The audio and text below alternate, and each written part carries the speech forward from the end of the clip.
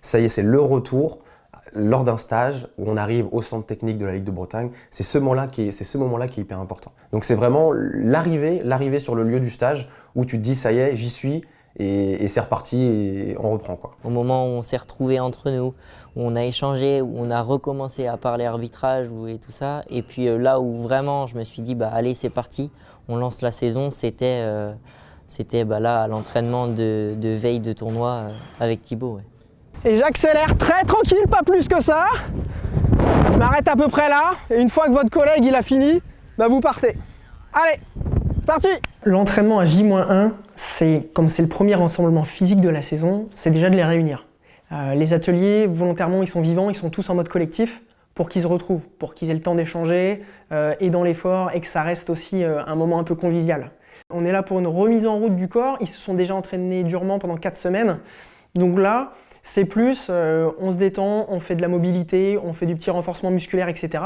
Le but, c'est pas du tout de taper dans les réserves, c'est plutôt de se faire une petite séance d'1 heure, sympathique, qui travaille un peu, mais pas trop.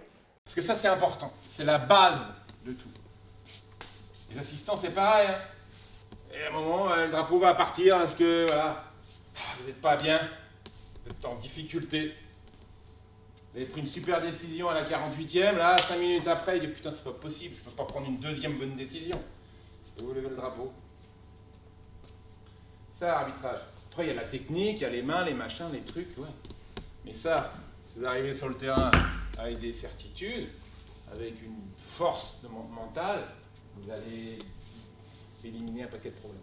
Par rapport à l'exigence du tournoi, c'est aussi permettre de confronter tout de suite les arbitres à un niveau compétitif 1 mois avant la reprise du championnat et puis de faire le point techniquement, physiquement, où on en est. Et puis c'est aussi un moyen d'établir beaucoup de contenu pédagogique qui va se servir tout au long de la saison. Donc les mains là, j'en veux pas de mains des comme ça. Hein.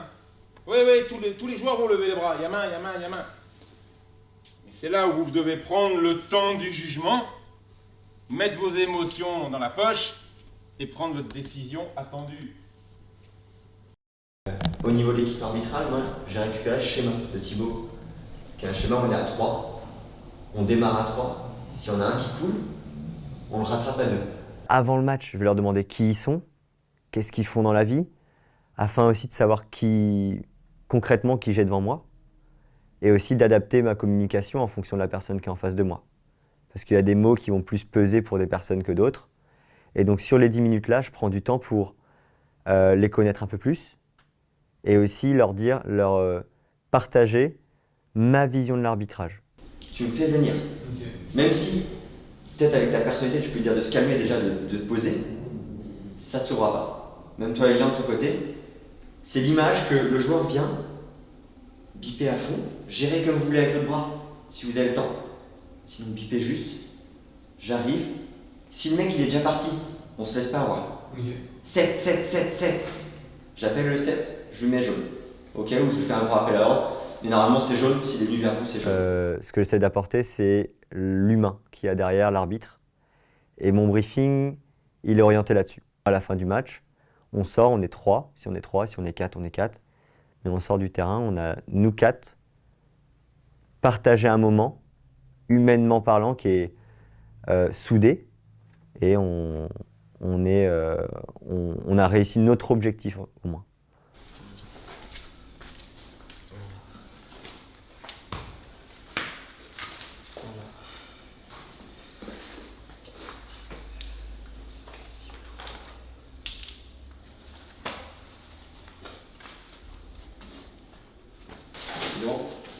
Lilian.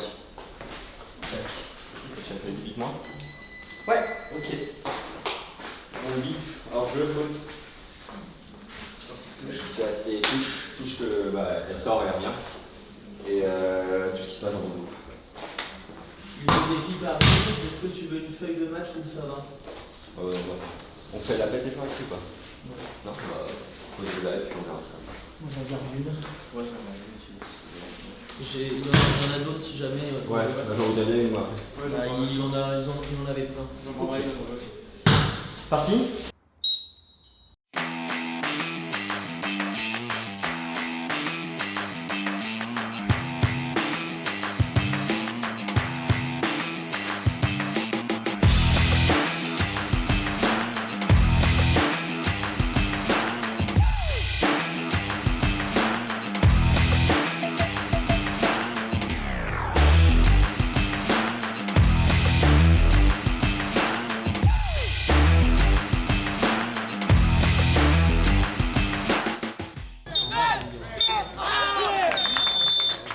Quel kiff, ça fait 4 mois, tout le monde parle du Covid, tout le monde tourne autour du sujet là.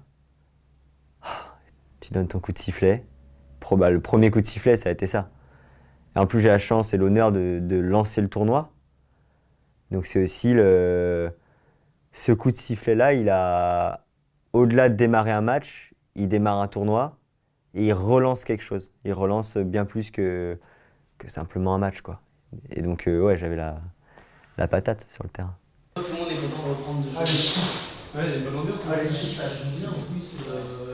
Ouais, ils sont réglo, ils sont sérieux. C'est un très bon match. Ah, c'est bon ça. Ça a été beaucoup d'extase parce que ça faisait longtemps, comme on l'a dit. Et le retour au football, c'est vrai que ça a manqué à beaucoup. Et je pense que voilà, aujourd'hui, on était content de retrouver les terrains, ouais, ça c'est sûr.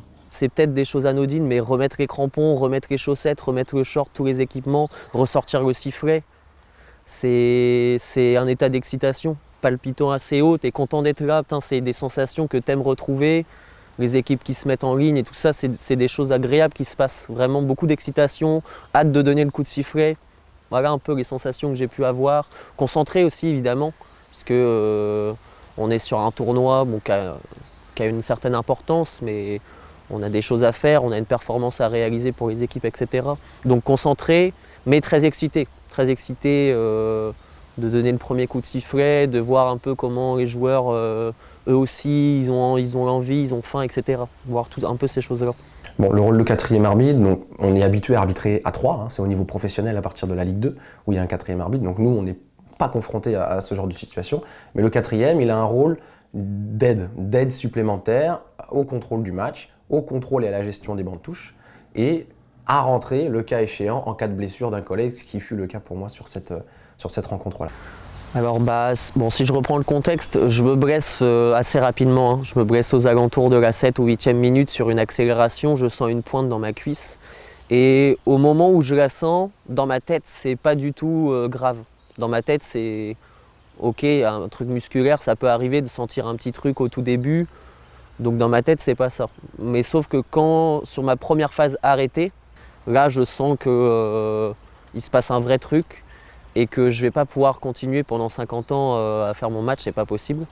Au départ, je dis rien à personne, jusqu'à la 14, 15e, où je dis une phrase pour moi-même en fait. Je me dis putain, fais chier, ça commence à me saouler. Et en fait, ils commencent à comprendre du coup, les collègues dans les micros qu'il se passe quelque chose. Et à ce moment-là, c'est à ce moment-là où j'entends, c'était Maxime qui était 4e, où j'entends Maxime me dire « Ah Romain, ça va, machin chouette », que là, je prends conscience que merde, il y a un pépin et ça va pas du tout. Mais que j'ai 10 minutes encore à faire parce qu'il y a aussi un petit peu de fierté peut-être de ne pas vouloir stopper alors que j'aurais dû stopper tout de suite quand c'est arrivé à la 10e, 11e, 12e, j'aurais dû m'arrêter et dire bah non je peux pas. Et en fait au bout d'un moment, quand la douleur elle persiste et que les phrases elles sortent naturellement, là j'en prends conscience. Et par contre là, ça dégringole dans la tête. Non, c'est pas là. Si, ils sont là, ils sont cachés derrière la porte. D'accord.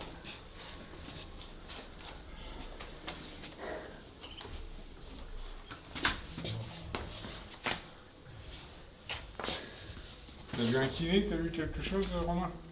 Faut que tu vois quelqu'un, hein. Faut pas laisser ça sans glace, c'est tout. Faut que tu vois quelqu'un.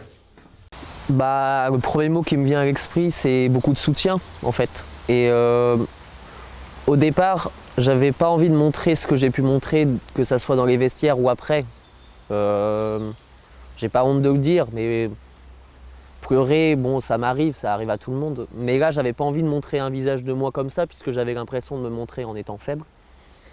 Mais au bout d'un moment, bah, je pouvais plus faire semblant non plus. Et quand j'ai eu, que ça soit d'abord dans le vestiaire avec les gars, après les autres qui viennent à la sortie du vestiaire et plus tard dans la journée, donc que ça soit avec Thibaut ou avec les autres un peu plus tard à force de les croiser à table ou des choses comme ça, bah, c'est vrai que là, je me suis rendu compte aussi de pourquoi on s'entend tous bien et pourquoi on est si soudés. C'est d'abord dans les bons moments, on est content d'être ensemble, mais aussi dans ces moments-là où on se rend compte que on peut compter sur les gens. Et je remercie tout le monde, mais il y en a certains que j'ai remerciés plus que d'autres parce que ils m'ont un peu sorti du seau où j'avais mis ma tête, hein, entre guillemets.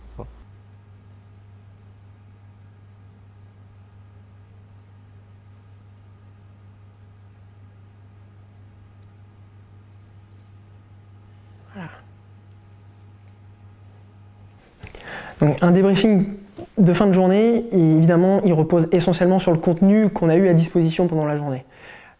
Sur un tournoi de début de saison, ce qui est important de remettre en place tout de suite, c'est les fondamentaux.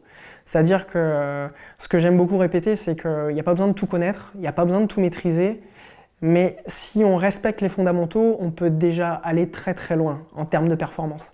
Et l'outil d'Artfish qu'on a à disposition, ça nous permet de séquencer les matchs et de récupérer dès 20 minutes après le match les séquences qui nous intéressent.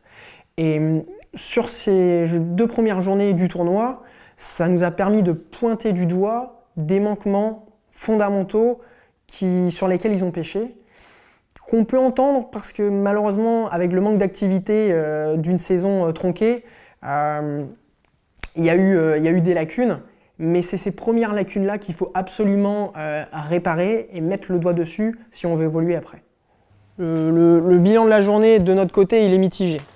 Parce que par rapport au discours qu'on avait hier, où j'entendais certaines faiblesses par rapport au manque de compétition, etc., ce qu'on attend après le débriefing d'hier, c'est un sursaut. C'est un sursaut, c'est une réaction sur les choses sur lesquelles on a mis des points. Chez certains, on a vu un sursaut. Chez certains, on n'a rien vu, voire même pire. Donc ça m'embête vraiment. Bon, les retours sur prestations à l'issue de nos journées, c'est un moment fort du stage, c'est un moment important parce qu'on va voir ce que nos observateurs nous ont dit dans le vestiaire, mais on va le voir concrètement aux images. Avec nous aussi notre ressenti de terrain, mais lorsque vous êtes confronté aux images, vous ne pouvez pas vous cacher derrière. Si vous avez commis une erreur, vous êtes obligé de l'assumer, de le voir en direct et d'essayer de trouver une solution pour justement éviter de recommettre cette erreur dans le futur. Donc c'est un moment qui est fort, c'est un moment important où il faut savoir rester humble, il faut savoir se remettre en question, se remettre en cause aussi, justement pour avancer, travailler sur ces points-là et puis progresser dans les jours à venir à l'occasion du tournoi qui a duré 4 jours. Pour moi, ce qui m'a déçu le plus, c'est toujours en gestion managériale, c'est quand ça commence à polluer, etc., et que vous allez juste faire un petit peu de parlotte pour dire « Oh gars, c'est pas bien, recommence pas ». Alors que si on peut juste péter un putain de coup de sifflet pour que tout le monde se réveille et se dise « Oh putain, il se passe quoi ici ?» et que vous m'en tuez un pour qu'il n'y en ait pas 4 ou 5 derrière qui fassent la même chose, ça me ferait un peu plus plaisir. Les débriefings comme ça, c'est super enrichissant parce qu'on pointe du doigt devant tout le monde et là notamment il y avait des collègues qui étaient d'un bien meilleur niveau, donc ça permettait de comparer et d'analyser entre nous parce que c'est pas le tout, mais voilà, on est des compétiteurs, mais on sait également se donner des conseils quand il le faut, quoi. Mais je ne veux plus de mecs qui se placent devant le ballon et qui a juste droit à un petit rappel à l'ordre, tranquille, machin. Mettez les choses claires dès le début. Match pour la 5e et 6e place. Arbitre central, monsieur Evan Lecan. Sur le moment, je sais pas trop ce qui se passe. je suis un peu ailleurs. Je m'y attendais pas du tout. Pour moi, j'étais venu là. Déjà, c'était déjà énorme d'être là pour moi. Donc d'avoir les rôles qu'on m'avait déjà fixés en tant qu'arbitre assistant, en tant que quatrième, moi j'étais aux anges. Et de rajouter ça, bah là on m'avait perdu, je savais plus quoi dire, je savais plus quoi dire. Finale à 15h30, Quentin Fourel, avec Florent Urvois et Guillaume Régnier, quatrième arbitre, et Lian Douard. C'est une reconnaissance. De plusieurs saisons de travail, on encaisse beaucoup. Et à la fin, bah, c'est juste ça. C'est un moment où je me dis, bah voilà, c'est pour mon père, pour ma famille, pour mes amis, pour mes proches qui me suivent depuis ces quelques années. Et pour tout le travail que j'ai passé derrière mon bouquin, derrière des vidéos, bah voilà, ça a payé. Après, ça annonce aussi que c'est que le début. On va sentir. À la vôtre. Quentin. De loin. On se connaît depuis de nombreuses saisons. On a l'occasion, lors des stages estivales, de préparation d'avant-saison, de passer 2 fois par an, 3 ou 4 jours ensemble. Donc forcément, ça crée des liens, et puis le nombre des années fait qu'on passe du temps ensemble. Parfois même, on se voit de temps en temps à l'extérieur pour s'entraîner ensemble durant la semaine, etc. Donc on se connaît et on a créé du lien. On utilise le terme de famille, mais c'est ça, hein. Là, on est dans le vrai, hein. Quand on parle de famille, c'est une famille. On se considère comme frère, comme sœur, comme père, comme mère. On a des réactions différentes suivant les contextes, mais on est une famille. C'est presque aussi fort que c'est plus fort que des amis, hein, certains, vraiment. Je peux compter sur eux n'importe quelle circonstance. Et ça, c'est un apport, c'est un gros apport aussi. J'ai failli oublier ça, ça aurait été dommage quand même. Parce que ça, c'est assez important.